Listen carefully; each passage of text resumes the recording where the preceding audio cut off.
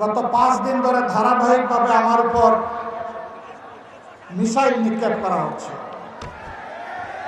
আপনারা জানেন আমার উপর যে মিসাইল মারা হচ্ছে সম্পূর্ণ মিথ্যা, জালিয়াতি।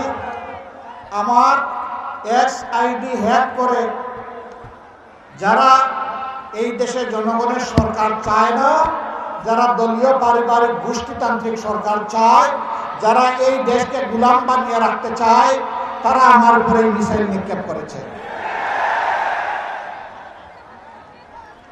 এই কাণ্ড যারা ঘটিয়েছে ইতিমধ্যে আমাদের সাইবার টিম তাদেরকে শনাক্ত করতে, নির্ভুলভাবে শনাক্ত করতে সক্ষম হয়েছে আলহামদুলিল্লাহ। এবং মেইন কালপ্রিট ইতিমধ্যে পুলিশের হাতে ধরা পড়েছে, তাও আপনারা দেখেছেন। কিন্তু আফসোস, একসাথে বহুদিন মজলুম ছিলাম, রাজপথে লড়াই করেছি, এই দেশবাসীর আমরা সেবা করার চেষ্টা করেছি, আমরা পরস্পরের বন্ধু ছিলাম। আজকে সেই দলের ভাইয়েরাও আমার উপরে ঝাঁপাইয়া পড়েছেন। যেহেতু একসাথে আমরা দীর্ঘদিন কাজ করেছি, সুখে দুঃখের অংশীদার হয়েছি, 5 তারিখের পর থেকে আমাদের রাস্তা হয়তো একটু পৃথক হয়ে গিয়েছে। আমরা ওটা চাচ্ছি না, আমরা একটা ঐক্যবদ্ধ বাংলাদেশ চাচ্ছি।